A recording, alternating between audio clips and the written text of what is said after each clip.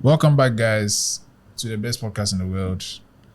Sulia. It's Sulia. Sulia. Yeah.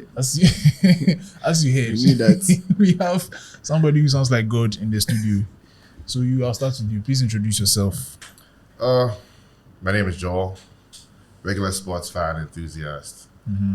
I'm just here to share my 2 cents. What team do you support? United. Man United. And this guy too. Yes. Another United fan. Fan. A good football fan. Yeah, basically. We're here to discuss football on Sulia. Sulia, that's right.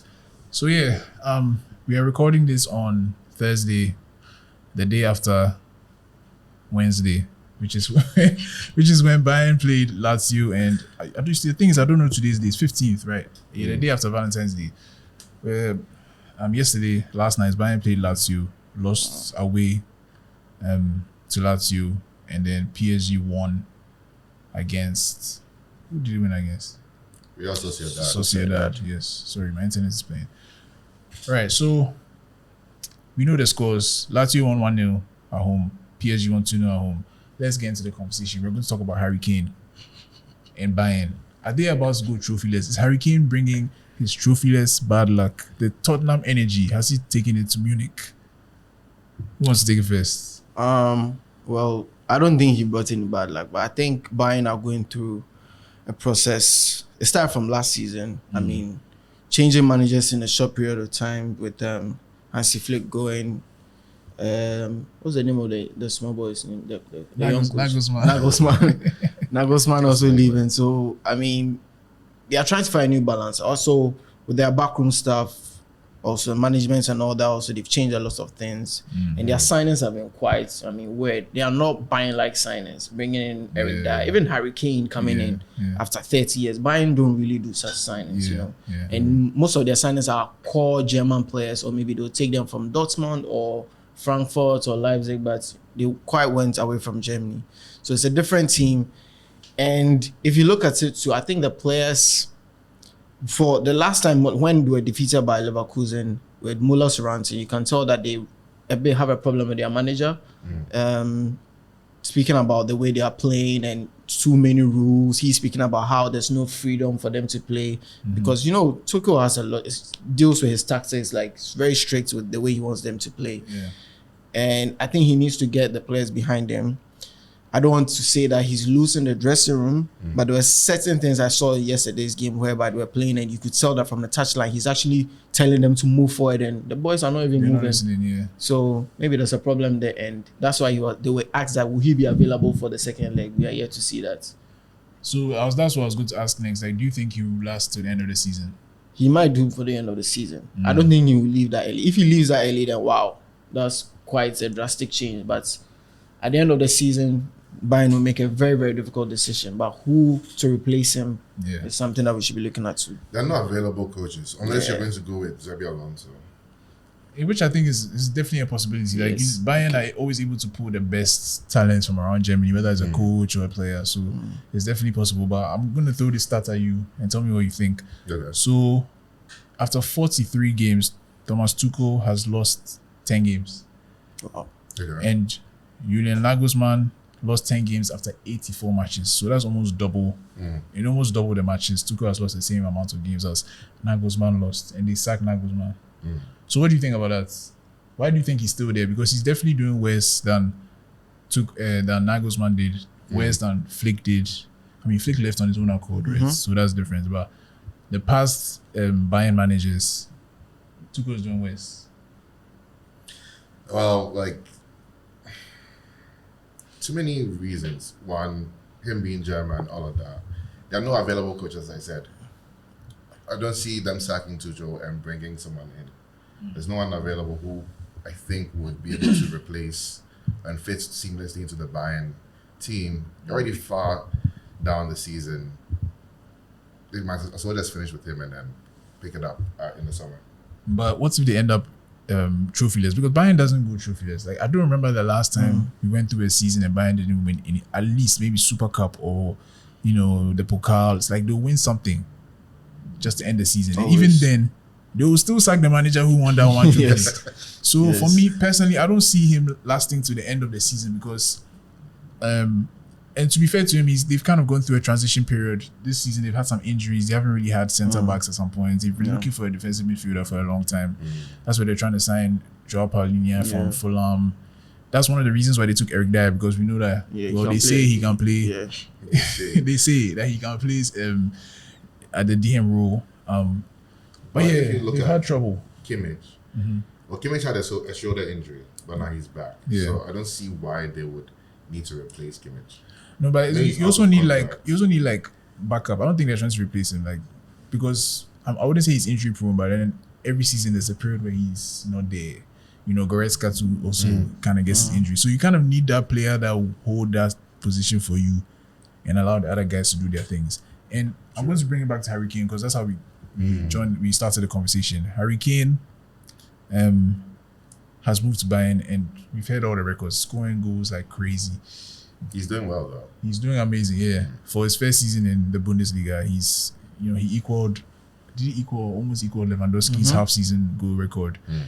Yeah, he's scoring a lot of goals. But I feel like, based on what I've seen, even though he's scoring the goals, he can score more. And he doesn't necessarily fit the Bayern way. Because Harry Kane likes to drop deep and give those passes to the second striker or to the wingers and things. And I feel like it's not working. That thing is not necessarily working for Bayern. I feel like Bayern have so many creative players. Exactly. So he should just be a penalty like Lewandowski. Just be in the box. They'll get the ball. Like a Haaland, yeah. I feel like Harry Kane needs to focus more on that, because yesterday I saw a couple highlights and he gave the ball away quite a few times after dropping deep, playing. He's in and around where Kimmich and those guys would be, and he's misplacing passes. But they also had a red card though. But if you had a red card watch as well. like the last 20, 30 minutes, they were dominating the game still. Yeah. They dominated the entire match. It's just that Lazio came with a game plan and they were able to see out the game plan. The counter was close to perfection. Immobile dropping deep, going in, everything. Immobile was basically everywhere. Yeah. So I think, well, it's just a one-off. It's yes. We can't also just say, oh, Bayern going trophyless. Yeah, they have never been trophyless. That's fine. Like in a minute, but it's not just because they're not doing well, but Bayer Leverkusen is doing something outstanding. Yeah, that's facts. They're still unbeaten. The only team unbeaten in Europe, right? Yeah. So how many teams can do that? So I don't think it's because they are doing they're not doing as good as they would usually do, but still Bayer Leverkusen is doing something. Okay, so Selwyn, I'm going to throw this one to you. So, what does this mean for Harry Kane's legacy? If assuming he's going trophyless this season after being at Spurs for all those years, coming close so many times to winning a trophy, coming close with England as well, still hasn't won a trophy. Now he's 32 or something like that, 32 or 33. Approaching the end stages of his career. Yeah. I think he signed a 4-year contract with Bayern. I think by all means, he will win at least one trophy in the 4 years. Oh yeah, most definitely. For sure. But this season, they might go trophyless. So what do you think that says about his legacy? I mean, he himself, he's made it very obvious all the time that for him, he wants a trophy. Yeah. He doesn't want to be that individual player that's known for just the goals that he scored for his clubs or country, but he wants to live the trophy. He wants to feel that emotion of knowing that, yes, I've lifted something, even as a captain or even just a squad player. Yeah. So for him personally, I know it will affect him if he doesn't get a trophy. But at Bayern, as you said, it's very rare, very shocking that out of the 4 years, he doesn't get anything at all. Yeah. So we expect him to do something. But that depends on the club that he is in. If Bayern is able to restructure things and things change from now on, maybe the next season, probably he could get it. But yes, of course, it would definitely affect his legacy if he doesn't win something. I think so. This season, if he doesn't win something, it affects his legacy. Yeah, this season. This season, no. You don't think so? Because he just came from Spurs. He has always been trophyless. Exactly. So this season, he just came from but it's like You, this guy, you never win, and we always win. You come no. What kind of bad vibes are you for his bringing? teammates. And for me, it's crazy too because Right. in every single team he's been in, he's been the best player, and he's still the best. Right now, he's the best player at Bayern. So I don't understand. I don't understand. Osane is very good, but he's not Kane. You know, Kane is generally one of the greatest So strikers. you feel like maybe his teammates are gonna have a bad feeling about he coming around. I feel like, you know, those things can come. Me, Mom, if I was in that team, I'll be giving him side eye. Like, they scored a goal, so but I don't know. Like, what's it about you? But what are his teammates also doing to help him? And so that's why I feel like they also need to. I don't know. He just needs to play in the box, because I feel like if you're playing with Sane, Nabri, Musiala, Mulla, they can get the ball to you. Just be in the box, let them find you and score them. Sane, Nabri, Musiala, Coleman, you know, I feel like Mathis Tel, like they have players who find he did play, like he did the job. Like they don't play at the same time. At some points they'll play together. By all means. Like basically they can find you. Then it's on the manager to sort it out. Yeah, and that's why he's very soon he'll be losing his job.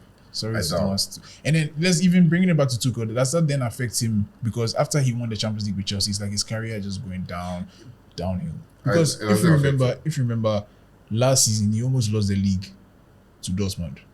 If Dortmund didn't drop the ball on the last day, Tuchel would have been the first manager in.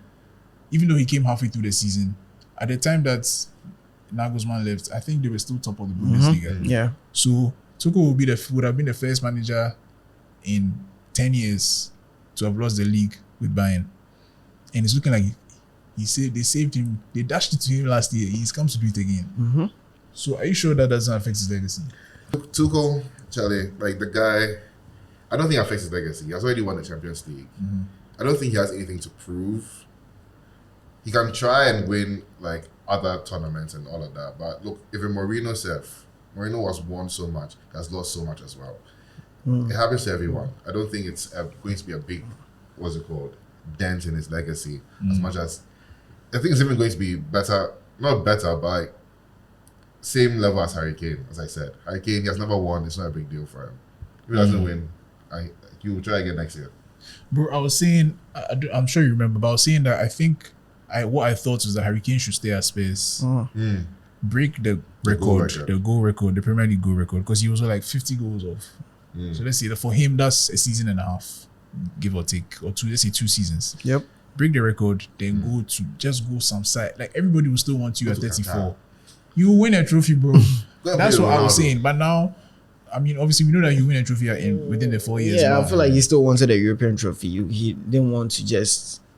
Oh no, but he can, like, if Harry Kane at 30, like Lewandowski at 34 got a move to Bayern, to Barca. If he didn't want to go to Barca, I'm sure there's a lot of other teams who would have wanted to take him. Oh, yeah, of course. If Harry Kane is 34, I will pay a lot of money for that guy at 34. Well, but how do we know? How do you know if he's going to be fit? Oh, he'll be fit. I doubt he's going to be fit. He'll be fit. Harry Kane has been a fit guy most of his career. Yes, but until recently, he always had that New Year injury that he always got. But the thing is, injured. Yeah, we all know it's not. It's like Neymar. Oh wow, Kane is not that. February injury. No, Kane is not that. He's a very committed professional guy, and you know do that. But yeah, so I mean, I guess we'll see what happens with Bayern. We'll see what happens with Tuchel. We'll see what happens with Kane. I think Leverkusen is going to see the job through. I think they'll win the league. I hope they win the league, because 10 years with one winner, it's not the best.